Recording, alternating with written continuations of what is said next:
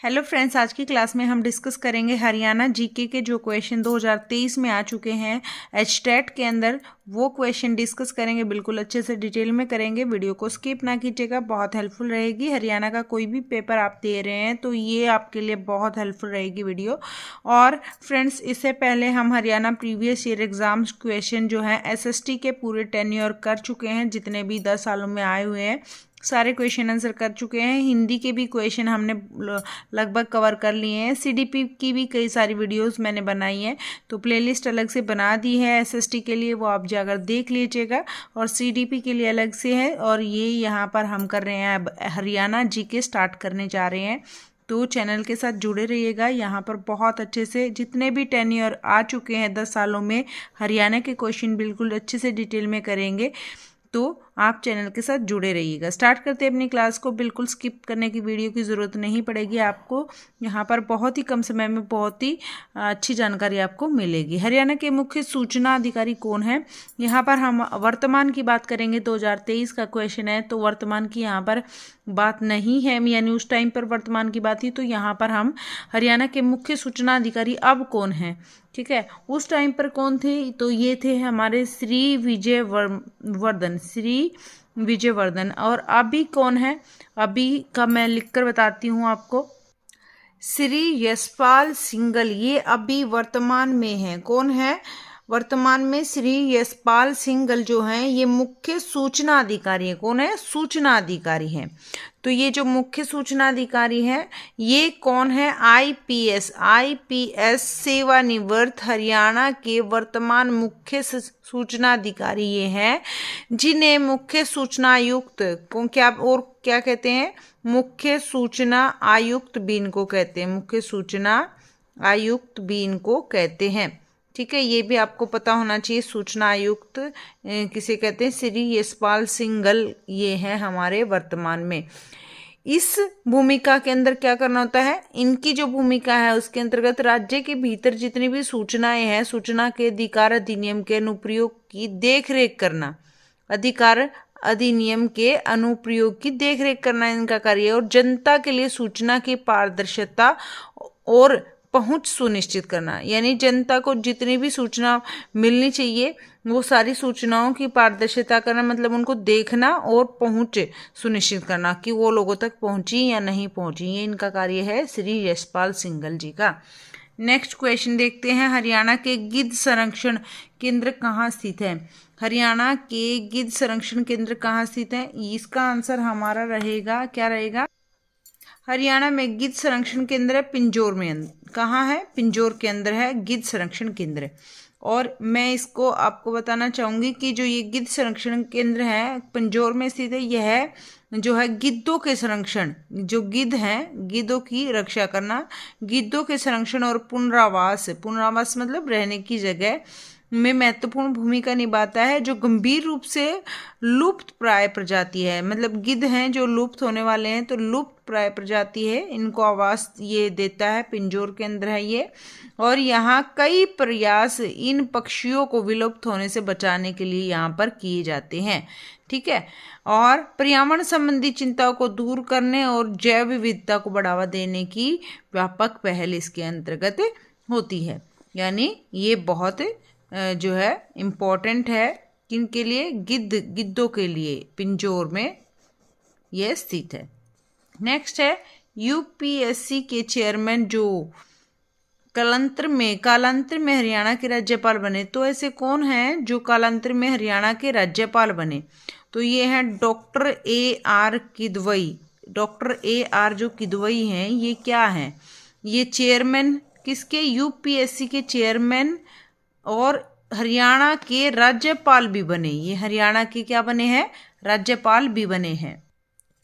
दोनों के अंदर इनकी जो भूमिका है ये बहुत उम्दा रही है। दोनों भूमिकाओं में इनका जो कार्यकाल है वह कार्यकाल लोक प्रशासन और शासन में बहुत महत्वपूर्ण योगदान को उजागर करता है, जो सिविल सेवा और प्रशासन सुधारों के प्रति उनकी प्रतिबद्धता को दर्शाता है। यानी जो सिविल सेवा है और प्रशासनिक सुधार है, उनके अंतर्गत इनकी बहुत महत्वपूर्ण भूमिका रही है। ये चेयरमैन भी रहे हैं किसके, यूपीएससी के चेयरमैन, और हरियाणा के राज्यपाल भी बने हैं डॉक्टर AR किदवई। ठीक है फ्रेंड्स, नेक्स्ट क्वेश्चन देखते हैं। नेक्स्ट है, हरियाणा के किस जिले में खेलो इंडिया महिला तीरंदाजी प्रतियोगिता का आयोजन किया गया? तो कहाँ पर किया गया? ये सोनीपत के अंतर्गत किया गया। खेलो इंडिया महिला तीरंदाजी, खेलो इंडिया महिला तीरंदाजी जो प्रतियोगिता है ये सोनीपत के अंदर कराई गई। और हरियाणा में जो है यह इसीलिए करवाई गई क्योंकि जो महिलाएं हैं उनको विशेष यहाँ पर प्रावधान दिए गए हैं।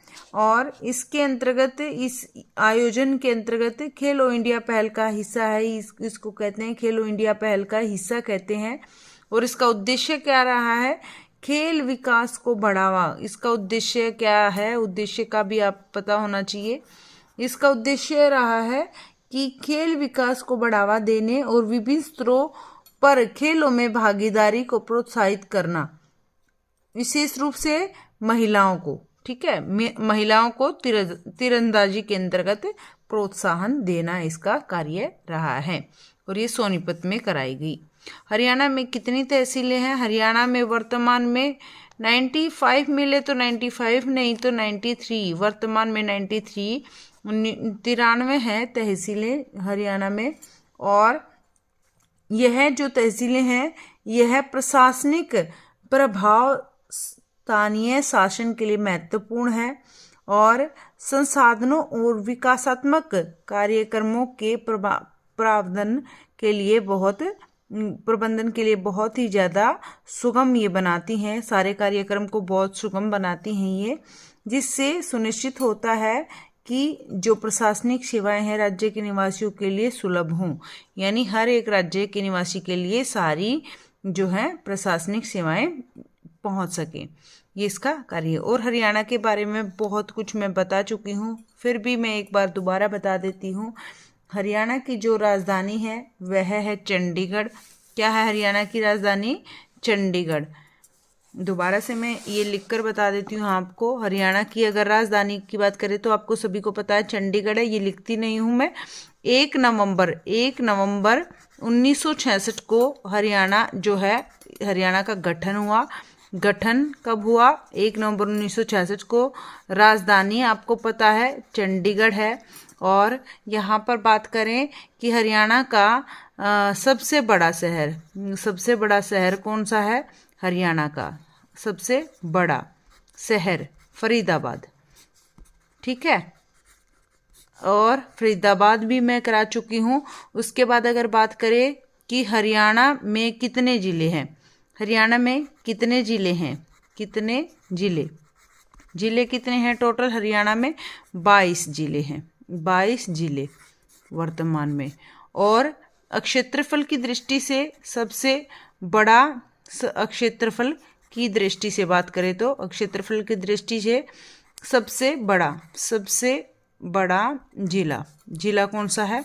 सबसे बड़ा जिला क्षेत्रफल की दृष्टि से सबसे बड़ा जिला है सिरसा। क्या है? सिरसा। और क्षेत्रफल की दृष्टि से सबसे छोटा शहर कौन सा है? छोटा, क्षेत्रफल की दृष्टि से सबसे छोटा है फरीदाबाद। ठीक है, सबसे बड़ा शहर पूछ लिया जाए तो फरीदाबाद, और सबसे छोटा जिला पूछ लिया जाए, जिला, सबसे छोटा जिला ये है फरीदाबाद। याद रखना है, सबसे बड़ा शहर भी है फरीदाबाद, सबसे छोटा जिला है फरीदाबाद। और अगर बात करें कि विधानसभा सीटें कितनी है हरियाणा की, हरियाणा की जो विधानसभा, हरियाणा की क्या विधानसभा सीटें, हरियाणा की विधानसभा सीटें कितनी हैं? ये हैं कितनी? 90 सीटें हैं। और अगर हरियाणा की लोकसभा सीटें पूछ ली जाए, लोकसभा सीटें कितनी हैं? मैं बता चुकी हूँ पहले भी, 10 सीटें हैं। कितनी है? 10 सीटें हैं। हरियाणा के पहले मुख्यमंत्री की बात करें तो हरियाणा के पहले फर्स्ट चीफ मिनिस्टर, यानी यहाँ पर मुख्यमंत्री पहले मुख्यमंत्री कौन रहे हैं? पंडित भगवत दयाल शर्मा। भगवत दयाल शर्मा। पंडित भगवत दयाल शर्मा पहले मुख्यमंत्री रहे हैं हरियाणा के। हरियाणा का पुराना नाम पूछ लिया जाए, ये सारे क्वेश्चन आने लायक है फ्रेंड्स, सारे के सारे इंपॉर्टेंट है हरियाणा से रिलेटेड, ये आपको सभी पता होने चाहिए। पुराना नाम बहुत बार पूछा जाता है पेपर में। ब्रह्मवर्त भी मिल सकता है आपको पेपर में, आर्यवर्त भी मिल सकता है आपको पेपर में, और क्या मिल सकता है, ब्रह्मोपदेश भी मिल सकता है, ब्रह्मोपदेश भी मिल सकता है। और एक क्वेश्चन और बनता है, महाभारत काल में इसका नाम क्या था? महाभारत काल में हरियाणा, महाभारत काल में हरियाणा का नाम, हरियाणा का नाम क्या नाम से पुकारते थे महाभारत काल में हरियाणा को? बहुधान्य, बहुधान्य के नाम से पुकारते थे। यहाँ से देखो, एक हरियाणा से रिलेटेड मैंने बात की है तो कितने सारे क्वेश्चन बन जाते हैं, ये सारे क्वेश्चन आपको पता होना चाहिए। ठीक है फ्रेंड्स, देखो दोबारा से मैं फटाफट से रिवाइज करा देती हूँ। हरियाणा की राजधानी चंडीगढ़, हरियाणा का गठन 1 नवंबर 1966, हरियाणा का सबसे बड़ा शहर फरीदाबाद, हरियाणा में कुल जिले 22, हरियाणा की क्षेत्रफल की दृष्टि से सबसे बड़ा जिला सिरसा, क्षेत्रफल की दृष्टि से सबसे छोटा जिला फरीदाबाद, हरियाणा की विधानसभा सीटें 90, लोकसभा विधानसभा सीटें 90 और लोकसभा सीटें 10 हैं। हरियाणा के पहले मुख्यमंत्री डॉक्टर भगवत दयाल शर्मा। पुराना नाम हरियाणा का ब्रह्मव्रत, आर्यव्रत और ब्रह्मोपदेश। और अगर बात करें महाभारत काल में हरियाणा का नाम बहुधान्य रहा है। ये हरियाणा से रिलेटेड क्वेश्चन हुए। नेक्स्ट क्वेश्चन चलते हैं। ये है, चावल की फसल को अधिक परंपरागत फसलों के प्रतिस्थापित करने हेतु हरियाणा सरकार द्वारा चलाई जा रही योजना कौन सी रही है? तो जो चावल है, चावल की फसल को अधिक परंपरागत फसलों के प्रतिस्थापित करने हेतु हरियाणा सरकार द्वारा जो चलाई गई योजना रही है मेरा पानी मेरी विरासत। क्या रही है? मेरा पानी मेरी विरासत, ये रहा है। और इसके अंतर्गत जो है हरियाणा सरकार ने जो किसान हैं, किसानों को पानी को अधिक खपत करने वाली धान की फसलों से अधिक पारंपरिक और कम पानी की खपत करने वाली फसलों और स्थानांतरण को प्रोत्साहित करने के लिए मेरा पानी मेरी विरासत योजना चलाई है। ठीक है, इस पहल का उद्देश्य क्या है? इस पहल का उद्देश्य रहा है कि जो टिकाऊ कृषि पद्धतियां हैं वह पानी की कमी को दूर करना, अक्षेत्रीय जलवायु और मिट्टी के स्वास्थ्य के लिए बेहतर फसलों की खेती को बढ़ावा देना इनका कार्य रहा है। याद रखिएगा, मेरा पानी मेरी विरासत चावल की फसल को अधिक परंपरागत फसलों के प्रतिस्थापित करने हेतु हरियाणा सरकार द्वारा चलाई गई एक योजना है। नेक्स्ट क्वेश्चन देखते हैं। नेक्स्ट क्वेश्चन क्या है? हरियाणा में national institute of fashion technology संस्था कहाँ स्थित है? तो ये कहाँ स्थित है? ये है स्थित है पंचकुला में। पंचकुला के अंतर्गत नेशनल, हरियाणा में national institute of fashion technology संस्थान है पंचकुला के अंतर्गत। ठीक है, और इसके अंतर्गत क्या आता है? इसके अंतर्गत हरियाणा में जो है ये संस्था में भारत भर में, पूरे भारत भर में फैशन प्रौद्योगिकी, क्या? फैशन प्रौद्योगिकी शिक्षा केंद्र, फैशन के लिए एक शिक्षा केंद्रों के नेटवर्क का ये हिस्सा है जो फैशन उद्योग की उभरती ज़रूरतों के अनुरूप डिज़ाइन, तकनीक और प्रबंधन के क्षेत्र में पेशेवर प्रशिक्षण और शिक्षा प्रदान करना है। मतलब जो ये फैशन टेक्नोलॉजी संस्थान है, यहाँ पर शिक्षा दी जाती है फैशन से संबंधित। ठीक है, नेक्स्ट क्वेश्चन देखते हैं। 88 क्वेश्चन क्या है? हरियाणा के निम्नलिखित संतों में से कौन सा पूर्ण भगत के नाम से लोकप्रिय था? तो कौन थे पूर्ण भगत के नाम से लोकप्रिय? तो ये रहे हैं फ्रेंड्स, इसका आंसर रहेगा सी, बाबा चौरंगी नाथ। ये बाबा चौरंगी नाथ है, ये पूर्ण भगत के नाम से लोकप्रिय हैं, पूर्ण भगत के नाम से लोकप्रिय हैं। और इनमें, इनके बारे में अगर बात करें तो हम वे स्थानीय लोक कथाओं और धार्मिक परंपराओं में पूजनीय हैं। ये जो है लोक कथा जो है हमारी, लोक कथाओं में, धार्मिक जो लोक कथाएं हैं, लोक कथाओं में और धार्मिक परंपराओं में, ठीक है, परंपराओं में क्या है, पूजनीय है, पूजनीय ये हैं। और जो इस क्षेत्र की आध्यात्मिक और सांस्कृतिक विरासत का प्रतीक हैं। और ये जो है जीवन और शिक्षा का यश गान किया जाता है और स्थानीय समुदाय में इनका स्थायी प्रभाव रहा है। तो इनको पूर्ण भगत के नाम से भी जानते हैं, बाबा चौरंगी नाथ को। हरियाणा की मोरनी पहाड़ियों का संबंध किससे है? हरियाणा की मोरनी पहाड़ियों का संबंध हरियाणा की बाह्य श्रृंखला से है, ठीक है। हरियाणा की जो मोरनी पहाड़ियाँ हैं ये हरियाणा की बाह्य श्रृंखला में आती हैं। और ये भौगोलिक विशेषता, जो यह भौगोलिक विशेषता है, अपनी प्राकृतिक सुंदरता और जैविक विविधता के लिए महत्वपूर्ण है। ये जो है मोरनी की पहाड़ियाँ बहुत सुंदर हैं, तो अपनी सुंदरता के लिए प्रसिद्ध हैं और इसे इको पर्यटन और प्राकृतिक प्रेमियों के लिए एक लोकप्रिय गंतव्य मानते हैं।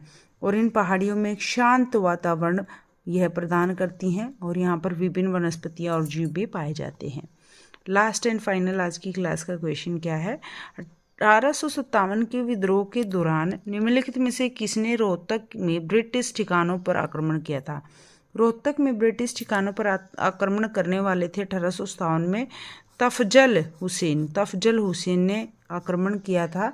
और ये जो है बहुत ही ज़्यादा जो है हरियाणा के क्या थे, बहादुर व्यक्ति थे, जिन्होंने क्या किया था 1857 में ब्रिटिश ठिकानों पर आक्रमण किया था।